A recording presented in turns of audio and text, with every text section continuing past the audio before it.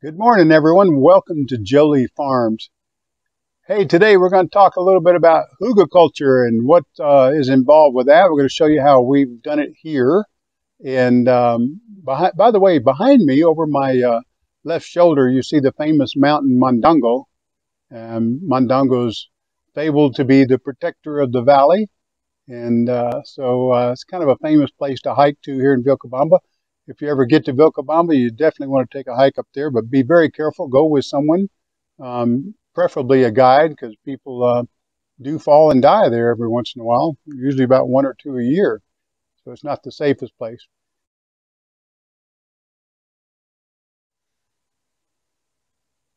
So this is one of our Hügelkultur beds. Hügelkultur is a German word. Hügel stands for mound, and the culture in a mound, so to speak. A lot of people dig a trench and do this, but what we've chosen to do is we actually build up these beds with brick and then side it with this pretty rock. We've got a maestro that does this for us. And so it's about 18 inches deep. We started in the bottom with cardboard, then we added huge logs, and then we added, small sticks and brush, etc., and leaves. And finally some compost on top of that. So you can see right here we've got gorgeous green beans growing right now.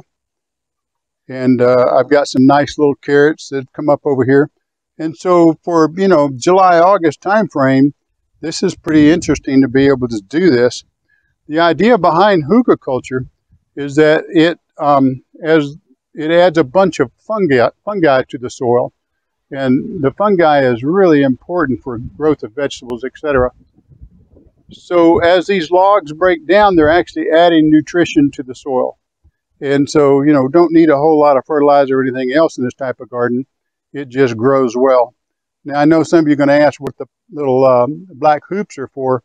Is that we cover this with an insect netting from starting in about January until about June or July.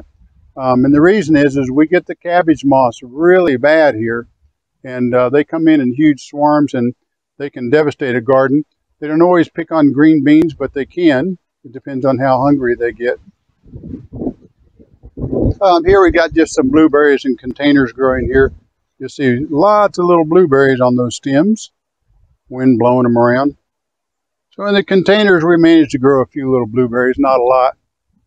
And again, out there is the famous Mondongo. So how much do we love this? We absolutely love using Hügelkultur. It is by far one of the best gardening systems I've seen. We grow probably 50, 60 pounds of green beans in this bed every 3 or 4 months. And we can just swap back and forth in our crops. As you see here, we've got the carrots on one end and the green beans on the other. And we'll go back and forth in what we grow in here. We'll do some root crops. We'll do other things on top. But Hügelkultur is just a great gardening system. Now, we water this with a couple of rain tanks that we have here that's connected to our roof. And so we get good rainwater that we can water here easily. I also have backup water in case we're out of rainwater. But fortunately, this has been a rainy year. So we've gotten really, really good rainfall, and the tanks have stayed reasonably full. Our banana orchard out there is doing pretty good. We'll have to give you a tour of that and talk about that. This is a giant mulberry tree out there, full of mulberries. We really need to cut that back. It's way too tall. So that'd be a project coming up.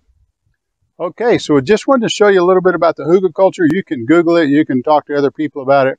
It's a wonderful gardening system, and hope you'll give it a try. Hi, it's Joe with Jolie Farms again. Just wanted to give a big shout out to everyone who's subscribed and everyone who's watched our videos and given it a thumbs up. We just appreciate y'all so much. And we thank you for praying for us. We thank you for all the great comments you give us. And I ask that you just keep it coming. God bless you. Bye now.